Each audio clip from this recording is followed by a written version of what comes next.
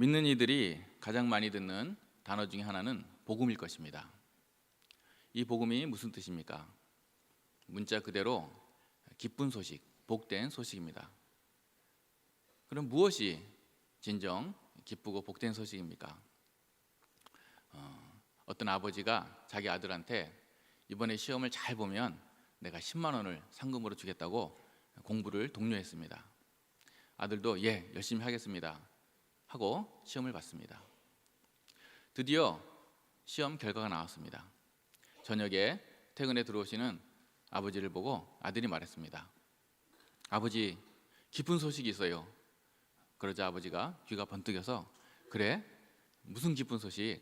시험 결과 나왔니? 예, 아버지가 10만 원을 버셨어요. 저한테 10만 원을 안 주셔도 돼요. 그러더라는 것입니다. 이 아들이 말하는 기쁜 소식이 아니죠. 무엇이 진정한 복음입니까? 바로 오늘 말씀대로 모든 믿는 자들에게 구원을 주시는 하나님의 능력이 복음입니다. 능력의 가장 큰 특징은 실제로 그것이 이루어진다는 것입니다.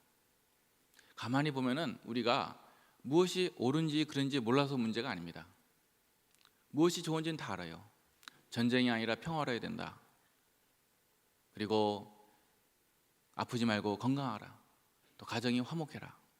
또 영생, 또 사랑. 좋은지는 다 압니다. 원하기도 합니다. 근데 중요한 것은 정작 그렇게 될 능력이 우리 인간에게는 없다는 것입니다. 참된 복음은 예수 그리스도, 그분 안에 있는 줄로 믿으시기 바랍니다. 예수님이 오시면 죄가 사해집니다. 병이 낫습니다. 슬픔이 사라집니다. 모든 문제가 주님이 해결해 줄 수 있습니다. 이 예수님의 이름 안에 모든 하나님의 능력과 은혜가 다 들어있습니다.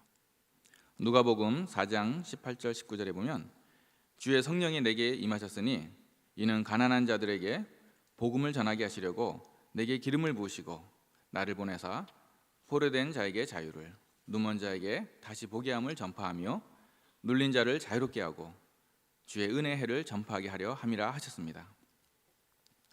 어떤 사람이 죄에 대해서 심각하게 고민을 하고 있습니다.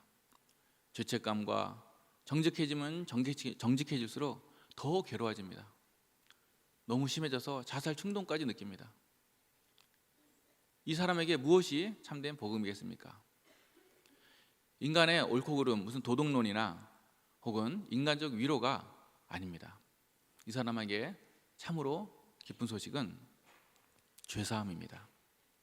지금 눈에 보이는 그 어떤 물건이 짓누르는 것보다 더 나를 실제로 짓누르고 있는 그 누름, 그 눌림, 그 어떤 것보다 실제로 나를 파괴하고 있는 그 죄의 권능,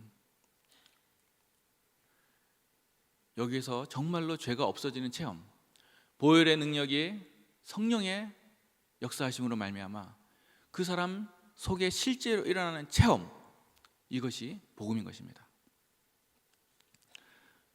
정말로 지옥 갈 사람이 실제로 천국 가는 거, 매일 괴롭히던 악한 영이 정말로 떠나가는 거, 가난한 나라에 복음이 들어가서 부강한 나라도 되는 거, 갇히고 눌린 자가 실제로 자유케 되는 거, 이것이 중요한 것입니다. 그리고 예수님만이 이 모든 것을 해결할 수 있는 참된 능력입니다. 우리 주님께서 해결하지 못할 일은 아무것도 없습니다. 이것이 참된 복음입니다. 이 시간에는 복음의 핵심들 중에서 두 가지만 살펴보도록 하겠습니다. 첫 번째는 예수님의 능력 있는 주권입니다. 하나님의 나라는 예수님이 통치하시는 나라입니다. 예수님의 주인 되심은 어떤 종이 호랑이 같이 허수아비 왕처럼 그런 명분만 있는 것이 아니라 실제로 천지를, 온 우주를 다 다스리고 통치하고 계시다는 것입니다. 만약에 우리 인간이 이 세상을 다스리고 주관하고 있다면 어떻게 되겠습니까?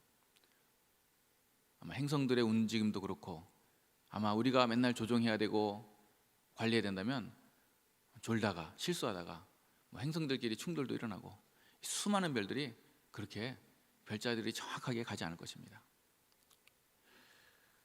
내 자신도 사실 제대로 다스리지 못하죠. 어떠한 가정, 어떠한 사회, 민족이나 국가들을 보십시오. 제대로 바른 다스림이 안 됩니다. 아무리 노력을 해도, 양심과 모든 걸 다 바쳐도 안 됩니다. 못합니다. 인간은 수많은 무수한 별들, 또 어떤 나라 어떤 민족이든 단 하나도 제대로 온전하게 다스리질 못합니다.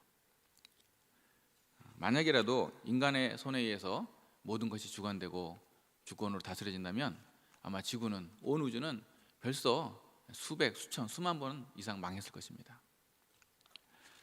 그러나 다행 중에 다행으로 우리 주님께서, 우리 하나님께서 천지를, 모든 인생의 생사복을 주관하고 다스리고 계십니다. 지금 이 순간에도 세상이 멸망하지 않은 것은 우리가 다스리지 않고 우리 주님께서 다스리고 계시기 때문인 줄로 믿습니다. 우리 주님이 다스리신다는 것, 예수님이 통치하시는 것, 이것이야말로 강력한 능력의 복음입니다. 그래서 하나님의 이름에는 가만히 보면 주인 주자가 붙습니다. 창조주, 구원주, 역사의 주관자, 또 심판주, 다 주인 주자입니다. 너무나 다 중요한 건데 그 중에 역사의 주관자를 실례로 들어보면 정말로 성경의 예언을 보면 이 역사 속에서 너무나 역사의 주관자도 하나님이신 것을 우리가 보게 되고 참 전율이 옵니다. 에스겔 26장을 보면 두로가 받을 심판에 대해서 예언이 나와 있습니다. 그 당시에 결코 멸망할 것 같지 않던, 정말로 흥황하고 번성하던 이 두로라는 도시가 성벽이 무너지고 이제 마치 바위 위처럼 평평하게 다 도시가 멸망해서 사라지고 없어질 것이라고 예언이 나와 있습니다. 실제로 역사상 나중에 보면 이 바벨론이 왕이 13년 동안 계속 공격을 해가지고 두로가 거의 다 망했습니다. 그러나 성벽은 남아 있었습니다. 그 뒤로 250여 년이 지났습니다. 이후 알렉산더 대왕이 지중해를 다 통일할 때에 해변 국가까지 다 통일했는데 이 지중해에서 이 도시가 끝까지 항쟁하고 버티는 겁니다. 그래서 알렉산더 대왕이 기술장관 디오네스를 불러가지고 아주 과감한 작전을 펼칩니다. 저 섬까지 지중해 바다에서 뚝기를 놓으라는 겁니다. 뚝기를 놓아서 군사를 넣으려고 했습니다. 그리고 명령했습니다. 병사들에게 두로의 그 성벽들을 바다에 메어서 길을 만들라고. 알렉산더 대왕도 또 그 병사들도 몰랐지만, 본인들도 몰랐지만 하나님의 예언의 말씀을 성실하게, 충실하게 성취시키고 있었던 것입니다. 지금은 정말로 거짓말처럼 그 두로의 도시를 보면은 아무것도 안 남습니다. 성벽도 하나도 안 남고 평평한 바위처럼 허허벌판, 도시가 완전히 사라져 있습니다. 또 우리가 잘 아는 남유다의 수도인 예루살렘, 또 북이스라엘의 수도인 사마리아, 요약해서 말씀을 드리면 예루살렘은 허물어졌다가 나중에 다시 세워질 것이라고 예언했죠. 그러나 사마리아는 밭이 될 것이라고, 포도밭이 될 것이라고 예언했습니다. 둘 다 수도였는데 하나는 허물어졌다가 다시 세워질 것이고 하나는 이제 완전히 밭이 될 것이다. 실제로 잘 아시다시피 지금 이스라엘에 로마 때 무너지고 완전히 없어졌다가 이스라엘이 지금 다시 도시가 생성되어 있습니다. 그리고 사마리아는 포도밭이 되어 있습니다. 제가 이 말씀을 준비하면서 한번 궁금해가지고 알고 있지만 인터넷에서 구글 지도로, 세계 지도 다 잘 나와 있거든요. 그래서 위성 사진으로 한번 제가 확인해 봤습니다. 예루살렘을 보니까 아니나 다를까, 저도 성지순례 갔었었는데 예루살렘 이렇게 성이 다 있고 시가지가 있습니다. 그리고 사마리아 탁 쳐가지고 검색해서 보니까 사마리아에 턱 나오는데 정말로 밭이 쫙 이렇게 평평한 밭이 넓게 일궈져 있습니다. 정말 알고도 봤지만 너무나 하나님의 말씀은 무섭고 어미롭고 분명한 능력인 것을 확인할 수 있었습니다. 성경의 예언은 수천 가지가 넘습니다. 그런데 모든 것 중에 하나도 빠짐없이 다 이루어집니다. 이 모든 것은 우리 주님께서 온 우주와 역사를 통치하고 다스리고 계시기 때문에 가능한 것입니다. 복음 중에 복음은 예수님께서 모든 것을 다스리고 계시다는 것입니다. 나 자신도, 나도 나를 다 모르지만 나도 주님께서 다스리고 계시고, 내 가족도, 내 주변도, 내 재산도, 내 모든 앞길도 환경도, 모든 범사도 우리 주님께서 다스리고 계십니다. 그렇기 때문에 오늘도 나는 안심하는 것입니다. 그렇기 때문에 오늘도 나는 평안할 수 있는 것입니다. 그렇기 때문에 오늘 하루도 주님이 다스리시기에 최고의 하루인 줄로 믿으시기 바랍니다. 둘째로, 복음은 하나님께서 우리를 사랑하셔서 우리에게 은혜를 베풀어 주신다는 것입니다. 참 너무나 변치 않는 진리, 그러나 들어도 너무 좋은 날 사랑하심, 그 크신 하나님의 사랑, 말로 표현할 수 없는 그 은혜로다. 이건 영원히 아무리 해도 질리지 않는, 들을수록 더 좋은 사랑과 하나님의 은혜입니다. 은혜란 자격이 없는 자가 베푸는 자의 희생으로 인해서 거저받는 큰 선물입니다. 우리는 모든 것을 하나님으로부터 은혜로 받았습니다. 잘 보십시오. 오늘 하루도 우리 모두 중에서 오늘 내가 이렇게 살아있도록 준비하신 분 있습니까? 어젯밤에 오늘 내 심장이 뛰도록, 또 허파가 잘 이렇게 운행되도록 조치를 취해 놓으신 분 있습니까? 아무도 없습니다. 햇빛 하나, 공기 하나, 그 어떤 거 하나, 온도 하나도 우리가 할 수 있는 건 아무도 없습니다. 모든 것을 하나님께서 거저 주신 은혜인 것입니다. 구원도 마찬가지입니다. 영생은 인간의 노력이나 공로로 말미암지 않습니다. 에베소서 2장 8절에서 9절 말씀에 너희는 그 은혜에 의하여 믿음으로 말미암아 구원을 받았으니 이것은 너희에게서 난 것이 아니요 하나님의 선물이라. 행위에서 난 것이 아니니 이는 누구든지 자랑하지 못하게 함이라 했습니다. 유대교 또는 카톨릭하고 우리 개신교하고 차이가 바로 이것이죠. 종교개혁 때 마틴 루터나 칼빈이나 전부 다 우리 개신교는 오직 믿음으로, 오직 은혜로가 모토였습니다. 그런데 유대교는 물론 하나님을 믿긴 믿습니다. 그런데 율법의 행위를 지켜야 됩니다. 카톨릭도 예수님 믿습니다. 그런데 그걸로만 부족합니다. 행위로 또 공로로 있어야 됩니다. 공덕으로. 이것은 예수님께서 다 이루었다는 말씀에 위배됩니다. 우리 주님의 보혈의 능력에 손상이 되는 겁니다. 결코 그렇지 않습니다. 우리 주님의 보혈의 능력은 완전하고 조금도 부족함이 없습니다. 이것은 우리가 끝까지 목숨을 걸고 사수하고 지켜야 될 구원의 교리인 것입니다. 갈라디아서 2장 16절에서 사도 바울도 사람이 의롭게 되는 것은 율법의 행위로 말미암음이 아니요 오직 예수 그리스도를 믿음으로 말미암는 줄 알므로 우리도 그리스도 예수를 믿나니 이는 우리가 율법의 행위로서가 아니고 그리스도를 믿음으로써 의롭다함을 얻으려 함이라. 율법의 행위로서는 의롭다함을 얻을 육체가 없느니라 했습니다. 이렇게 하는 이유가 있습니다. 행위로는 어떠한 사람도 구원에 이를 수가 없기 때문이고, 또한 모든 영광이 오직 하나님께만 올려지기 위해서인 것입니다. 구원에 인간의 어떤 행위나 의로움이 들어가면은 그것은 반드시 우리가 인간에게 하나님께만 온전히 올려져야 될 영광이 인간의 의로, 자기 의로 전락하고 맙니다. 슬쩍 인간이 하나님의 영광을 훔쳐가게 되어 있습니다. 그리고 이런 이들은 잘 보면 아직도 자기가 내가 해야 되고 내가 나서야 되고 또 어쩌고 저쩌고 내가가 계속 살아 있습니다. 조급합니다. 믿고 기다리질 못합니다. 그러나 참된 믿음의 사람은 기도하고 기다릴 수가 있습니다. 그런데 신기하게도 내가 다 하지 않았는데도 하나님이 놀랍게 내가 한 것보다 훨씬 더 큰 역사를 일으켜 주십니다. 내가 안 했는데도 더 큰 내가 한 것하고 비할 수 없는 역사와 열매가 나타납니다. 그러니까 내가 한 건 아무것도 없다. 오직 하나님께서 하셨다. 하나님께만 온전히 영광을 돌릴 수 있는 것입니다.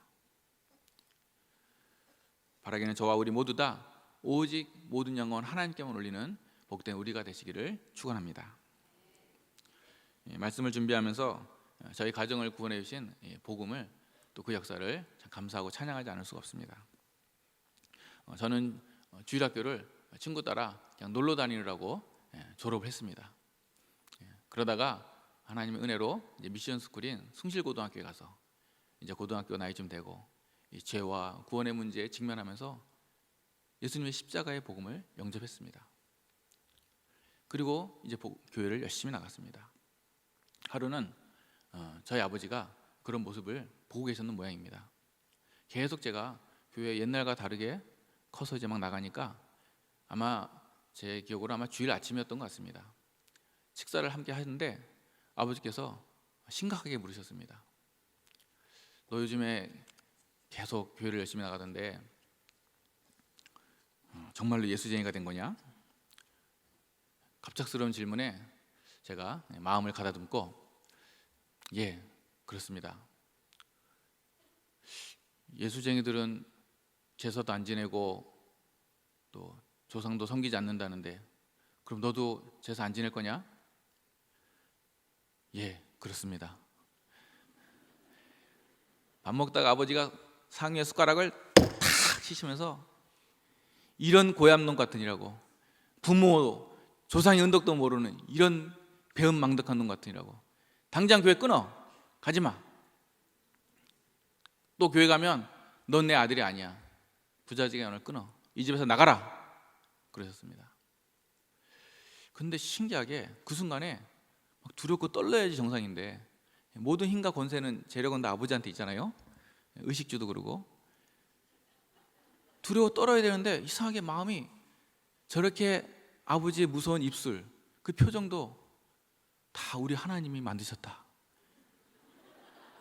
이런 생각이 싹 들었습니다. 모든 건 하나님이, 뭐 초자가 뭘 합니까? 그런데도 아무튼 하나님이니까, 전능하신 신이니까 다 하나님이 하셨다. 그러면서 마음이 이상하게 편했습니다. 그리고 평안하고 무섭지가 않고 저는 밥 다 먹고 바로 교회 갔습니다. 근데 문제는 집에 돌아올 때가 문제죠. 아니나 다를까 집에 사단이 났습니다. 정말로 아버지께서 분이 안 풀리셔가지고 집에 못 들어오게 문 열어주지 마라, 꼭 닫아놓고.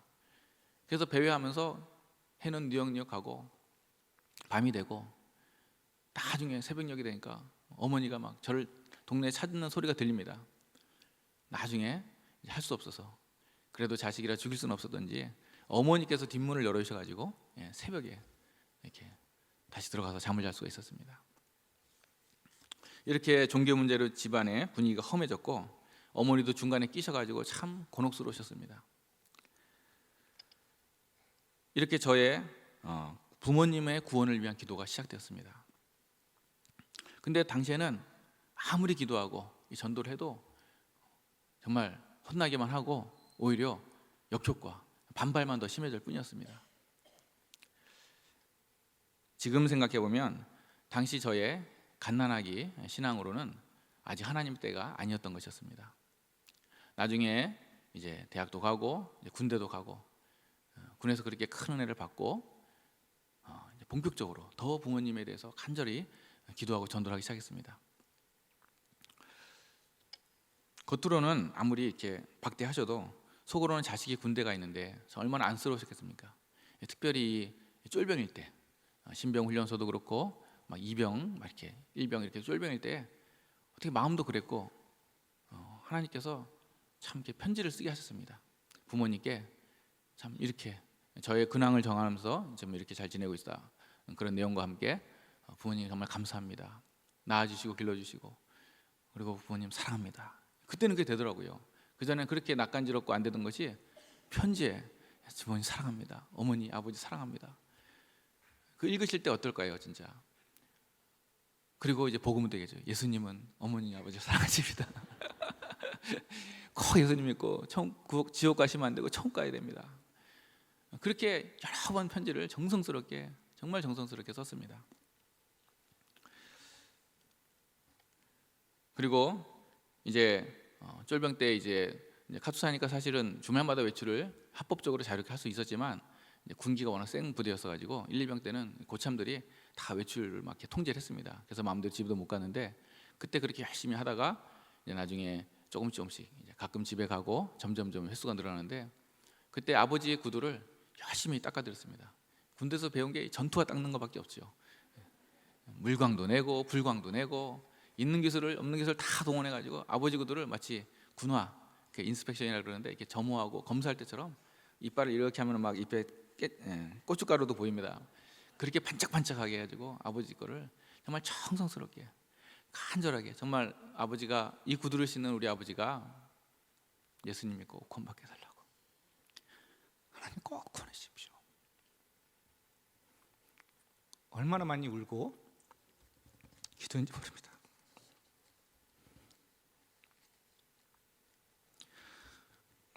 어버이날이 되면 꽃도 편지도 그리고 선물도 작지만 열심히 정성스럽게 드렸습니다. 공부도 사실은 주님의 영광을 위해서 했지만 부모님 위해서도 열심히 했습니다. 하나님께서는 이러한 저의 기도에 응답해 주셔서 드디어 부모님께서 예수님을 영접했습니다.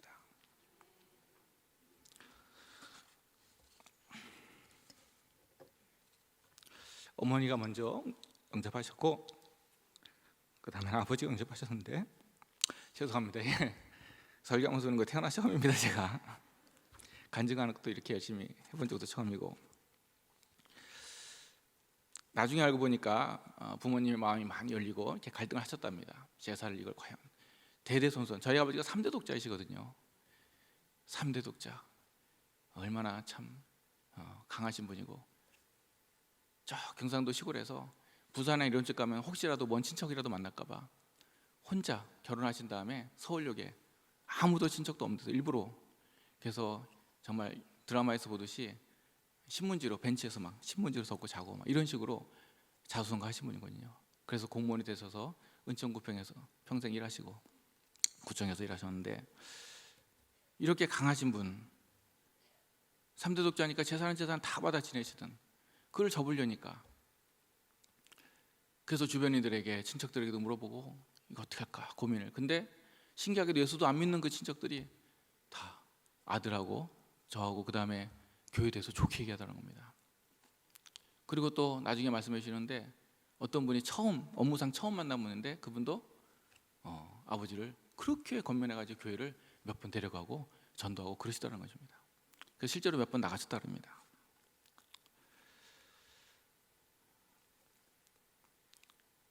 이 모든 게 하나님의 놀라운 은혜였습니다. 제가 신대원을 졸업할 때도 온 가족이 그때는 다 믿었죠.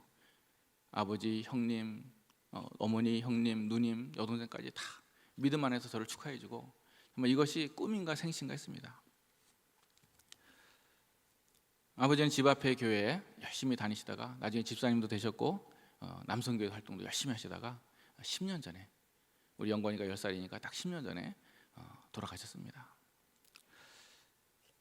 마지막 눈을 감으실 때에 제가 직접 임종 기도와 아버지의 눈을 감겨드렸습니다. 그때를 잊을 수가 없습니다. 이 죽음의 두려움에서 복음이 가장 역사를 크게 합니다. 얼마나 평안한 모습으로 정말 다 이렇게 돌아가시는지 제가 직접 아버지의 눈을 이렇게 감겨드리고 했는데 참 제가 하면서도 저도 평안하고 아버지도 평안하시고 놀라운 성령의 임재를 느꼈습니다. 어머니는 이제 매일 새벽 기도도 빠지지 않는 믿음의 어머니가 되셨고 또 형님도 참 주님의 은혜로 믿는 형수님을 만나가지고 그것도 아주 열심히 믿는 형수님을 만나서 이제는 교회 학교 차량 봉사도 하시고 열심히 형수님 따라서 같이 봉사를 하고 계십니다. 그리고 저희 누님도 여동생도 다 얼마나 정말 예쁘게 귀하게 신앙생활을 하고 있는지 모릅니다. 이제는 매년 이제 명절이라든지 혹은 어머니 생신이라든지 또는 뭐 어버이날 이럴 때는 온 가족 형제 식구들이 다 모여가지고 이제 가정 예배를 드리는데 그냥 드리지 않고 거의 정식 예배처럼 드립니다. 저도 정성껏 준비해서 가고 아이들도 이 집 저 집에서 특송을 부르게 하고, 그리고 가정마다 기도 제문 내놓고 뒤에는 기도회까지도 합니다. 거의 뭐 1시간 가까이 매번 이렇게 하고, 얼마나 주님의 은혜로 믿음의 가정으로 세우신지 모릅니다. 이 모든 것은 믿는 자에게, 모든 믿는 자에게 구원을 주시는 하나님의 능력, 복음의 역사인 줄로 믿습니다. 이처럼 제가 부족하니까 하나님께서 더 큰 은혜들을 베풀어 주셨습니다. 그래서 모든 영광이 오직 하나님께만 올려지게 하셨습니다. 저는 정말 주님께서 하셨다, 이 모든 걸 주님께서 하셨다라고 밖에 얘기할 게 없습니다.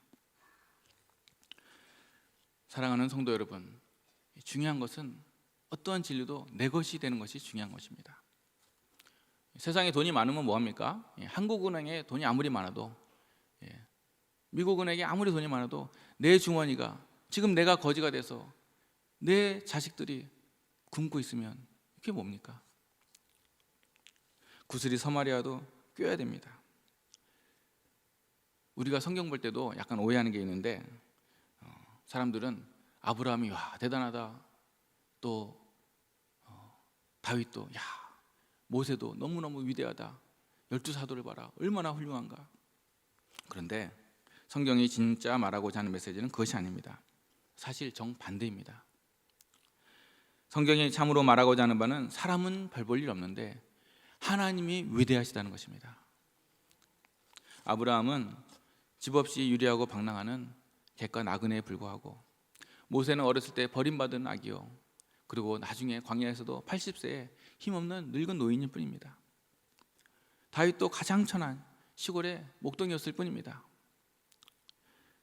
12사도도 무식한 어부들과 정말 보잘것없는 그냥 평범한 사람들이었습니다. 그런데 그러한 보잘것없는 사람들을 우리 하나님께서는 위대하게 만드실 수 있다는 것입니다.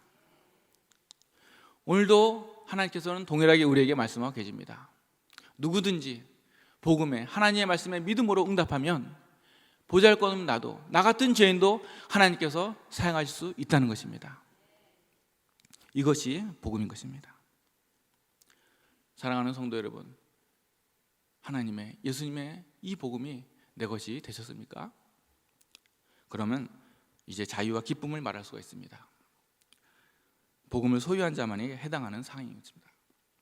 빌립보서 4장 13절에 내게 능력 주시는 자 안에서 내가 모든 것을 할 수 있느니라, 이것이 내 고백이 되는 것입니다. 옛날에 이기지 못했던 그 죄를 성령의 능력으로 극복하기 시작합니다. 예수님의 이름으로 귀신도 쫓습니다. 세상도, 죽음의 권세도 이깁니다. 하나님 외에는 그 누구의 판단도 받지 않습니다. 원수의 정죄도, 사탄의 정죄도, 나도 내 자신을 정죄하지 않고 오히려 내가 세상을 심판하는 자리에 예수님이 대심판장, 대법관이 되시고 우리는 이제 부법관이 돼서 함께 심판한다고 성경에 나와 있습니다. 약속대로 우리가 왕노릇할 것이라고 말씀하고 있습니다. 사랑하는 성도님들, 이런 하늘과 땅의 모든 권세를 가지신 예수님이 지금 우리와 함께 하십니다. 복음은 모든 믿는 자에게 구원을 주시는 하나님의 능력입니다. 그런 사람은 이 땅에서도 하나님의 나라를 살고 이 땅에서도 하나님의 능력으로 살아가는 사람인 것입니다. 바라기는 저와 우리 모두 하나님의 이 복음, 예수 그리스도를 체험하고 누리고, 그리고 이 복음을 전함으로써 오직 하나님께만 모든 영광을 돌리는 복된 우리 모두 되시길 주님의 이름으로 축원합니다.